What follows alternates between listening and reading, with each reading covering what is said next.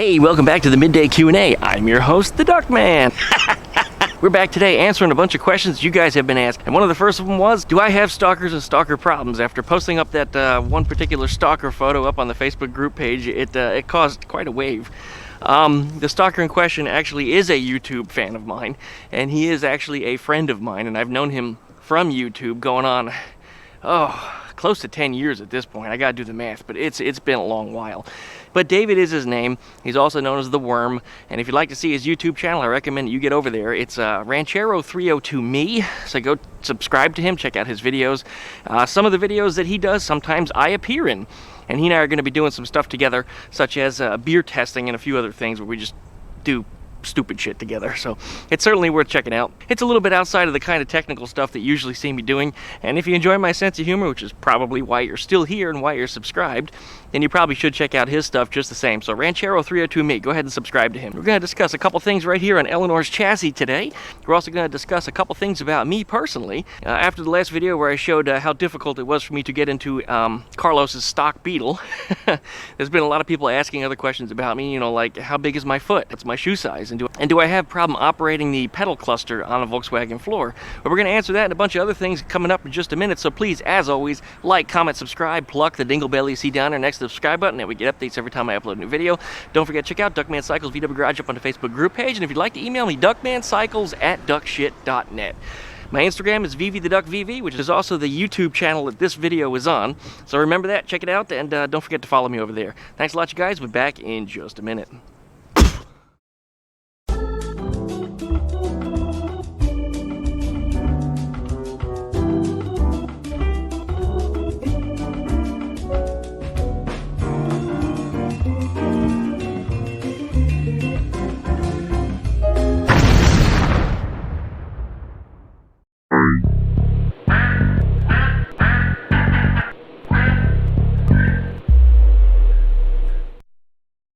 All right, we're back. Thanks for sticking with me. I really do appreciate it. Well, right here behind me, we have Eleanor's chassis. All right, down below here in the torsion bars, you remember I went ahead and I pulled the torsion bar out without disassembling the entire rear end here by knocking the end cap off, drilling it out and tapping it, running a bolt in there and pulling it out with a slide hammer. What I neglected to mention, and I probably should have, but I just didn't think to, and one of my YouTubers actually had an eagle eye and he spotted it himself and made a comment about it. Johnny Knocking Rod is his name, and I have to give him credit for this, but he said that you won't be able to pull them out on a stock Beetle even if you have the thing jacked up because they are preloaded. And once those torsion bars are preloaded, they're in there really tightly.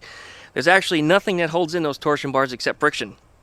And when the torsion bar is all in place and it's under load, it's twisted and it's locked into place. There's no bolts that hold it in on the end. There's no clips. I mean, it would be nice if there was a nice round circlip that went on the end to hold it in, but it really doesn't need that. And the little end caps that are on there, about the size of a silver dollar, they're just kind of crimped in around the edges and clipped in there. And they're real easy to knock out. As I demonstrated with the screwdriver, I just kind of stabbed it and pulled it out.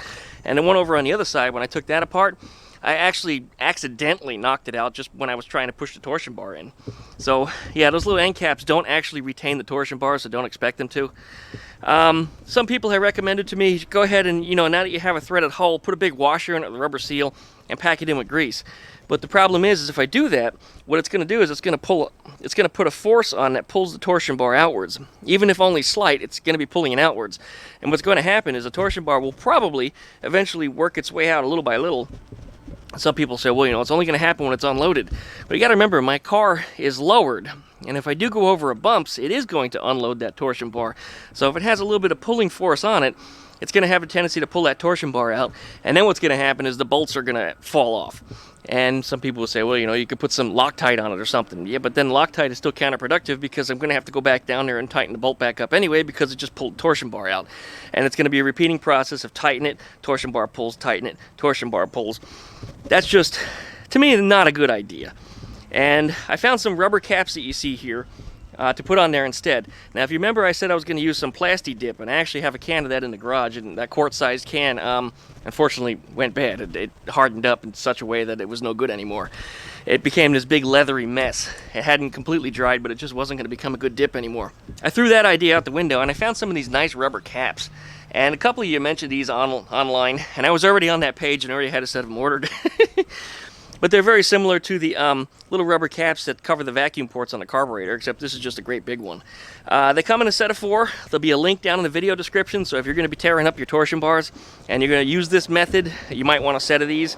They actually fit on there real nicely, and if you pack them in with grease, it should have a nice watertight fit. In fact, when I put it on, I can hear them hiss. And when I go to pull it off, it actually requires some force, and I can feel the suction in there. So even without it greased, it's got quite a fit. And I do recommend a set of those to you if you do wind up using this method at all. It'll give it a nice look on the end too. And once I get this thing painted, it'll all be glossy black, and you won't even notice the caps are there. It'll all look like it's one piece. Well, I think that answers the questions that I got about the torsion bar here, so let's go ahead and jump right on to that next subject. Well, after the last video where I climbed into Carlos's Beetle and I had trouble fitting in there, a lot of people have asked me other personal questions about my fitment inside of a car, and they say, you know, well, once you got inside the car and I made the adjustments in Eleanor to make myself fit better, what did I do to make my foot fit on the Volkswagen pedal cluster? And that leads to one of the next questions. I actually wear these shoes right here, and they're very pointy tipped. And I actually don't have too many problems stepping on the foot pedal. A lot of people were also asking questions about these shoes, and they're about 2 years old, and they're starting to show some wear. But these things, I mean, I wear them just about every day because they are so comfortable. And I get a lot of compliments on them, too. But people want to know what they are, but these are Clark's Escalades. And these are a size 15, which is nice, because that's the size that I typically wear, and it's one of the sizes that's kind of hard to find. But as you notice, they were kind of orange. And I like them because they are stylish, but they look kind of professional at the same way, almost like a dress shoe. But yet they're comfortable enough I can still wear them every day. They're not particularly good in the winter, though. I notice that when it gets cold out, my feet are extremely cold when I wear these things as opposed to other shoes because they are kind of thin leather. They're stiff when you buy them, but they soften up real quickly, and they're extremely comfortable. I'm very, very happy with these shoes.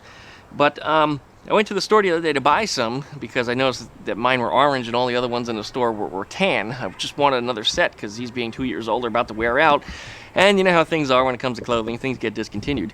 I just wanted to get another set as soon as I could. And I noticed they only came in 3 colors, tan, brown, and black. And not one of them looked like my orange shoes that I had. So I had to ask about them, you know, the orange ones, and say, you know, can you get them in orange still? And it turns out, no, there never was an orange. So when I asked them more questions, showing my shoes, comparing to the ones that they had, mine are so much more orange. And they started digging through some boxes, and they found other ones that were orange too, but apparently they were colored tan. And sometimes there is a variation, and this is how it was described to me, there's a variation in the tanning process. And sometimes they turn out more brown, and sometimes they turn out more orange. So if you're going to be buying a set of these, you probably should sift around, but I ended up finding a good deal, and I'll put links down in the video description where I actually found them significantly cheaper. And I bought another set of tan ones, and they arrived here, and they're a slightly browner shade of the orange that I've got now, so they're not too far off. And I think as I break them in, they'll probably lighten up a bit. But they still won't be as orange as what I got, but I'll still be quite happy with them because I know they are comfortable.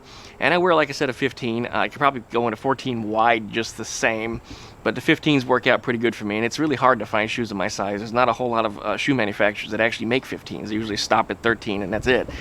Anything after 15 is considered, you know, like basketball shoes. I mean, we're talking big motherfuckers. Really big motherfuckers. But that's beyond anything that I needed. So 15 is usually what it is for me. But let's go ahead and show you how these shoes engage on Volkswagen pedals. And might answer your questions as to how well these shoes are going to work for you if you're interested in one and you've got a Volkswagen. We'll be back in just a second. Alright, don't mind my messy carpet down below.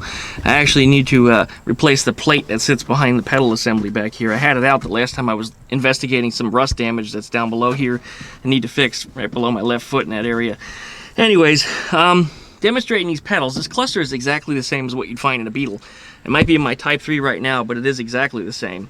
And as you notice, when I step in here, between the tunnel and the brake pedal, I have somewhere between a 1/4 of an inch and 1/2 inch clearance. I'd say maybe a 1/4 of an inch on each side of my foot to get in there to get on that gas pedal, which is the reason why the pedal is all worn out on the right hand side, because when I go to step in there, you know, I'll brush against it, and that's why that's all chewed up. But wearing these shoes, being as pointy as they are, I can actually get in here and work the pedal cluster just fine. My feet do usually hit together when I'm on both the clutch and the brake at the same time, but that really hasn't affected me any. Down here in the gas pedal was an issue, though, when I did wear like a hiking boot type shoe or a combat boot or something, you know, all that stuff that was in style back in the 90s. That's the kind of stuff that wasn't exactly the best thing for me to wear while driving a Volkswagen. But as you can see, these particular shoes, these Clarks, and I love these things, they're just so damn comfortable. They work out quite well in here, so even if you have smaller feet and you're concerned with, you know, what kind of shoes are good for driving, I do highly recommend these. And as I said, there will be a link down in the video description for you to go ahead and find a set of these if you are into having the Duckman shoes. How about that? Well, seeing as how I'm sitting in a Type 3 right now, let me demonstrate what it takes for me to get in and out of the Type 3. Since people did say, well, you know, how does it compare getting in and out of a Beetle, since considering that I've had so much trouble getting in and out of there, and people laughed at me getting in Carlos's car. So let's have a look. All right, there is Ruby, my dirty 1968 Volkswagen Fastback. And this is the big question, is how well do I fit inside this car, and can I get in and out of it comfortably? Let's go ahead and demonstrate. Alright, I gotta duck down because I don't have a manual cameraman. Where are you, Carlos? I could be using you right now. Anyway, let's hop in here. First thing you'll probably notice is the door opening is a little bit bigger than that of a stock Beetle, and a lot bigger than that of Eleanor. But when I hop in here, it's actually quite easy for me to get in underneath the steering wheel. There seems to be a little bit more distance between the steering wheel and the seat, and the seat also goes considerably further back than it did inside of a Beetle. So getting in and out of this car is actually, it's quite comfortable. I mean, it's a very comfortable car. I have the seating position reclined as far back as it goes, and I have the seats slid back on the tracks as far as they go. And that's the limit of the motion on this, and I am just very, very happy with this. If it were any smaller, I wouldn't be comfortable. Right where it's at, it's perfect.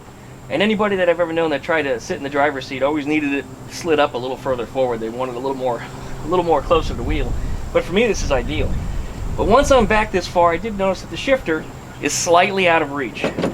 So what I had to do is I had to get a Hurst clone shifter, and I like that in this car. Not only is it a longer shifter, but it curves backwards towards the driver more, so I don't have to reach out so far for it. It's actually much closer to me by like 3 or 4 inches, and that's considerable. I wish it came back probably another inch or two. It would be nicer. I still have to get a little bit of reach. It's right at about the limit of my reach, and I think it would be comfortable if we're just a little further back. I'll be dealing with that in Eleanor somehow. When I start driving that car, we're going to see where the shifter position's at, and I may take the stock shifter and modify it to make it work. But I really do like the Hurst style shifter at the same time, so who knows, maybe I'll get myself a Hurst and I'll modify that instead. But we'll see what happens. We'll see what happens with that in the future. So let's go ahead and hop out of here and you'll see how hard it is for me to get out. You notice the first thing is my thigh fits between the seat and the steering wheel. I can slide out of there quite easily and just step right up and out. So, really not that hard at all in the Type 3. This car was probably built with people like me in mind. So I think that should answer the questions that I've got for today. As always, if you enjoy my videos, please click like, please comment, subscribe, pluck that dingle belly down there next to the subscribe button, where you get updates every time I upload a new video. Check out DuckmanCycles VW Garage up on the Facebook group page. If you'd like to email me, DuckmanCycles@duckshit.net. Check out my Instagram, which is also on the same name as this YouTube channel, VvTheDuckvV. Give Skeeter a subscribe also over there on her channel, SkeeterTheDuck. Thanks for watching, you guys. Really do appreciate it. If you got any questions, please ask away. We'll try to address them in a future video. And I really do appreciate it. We'll see you next time.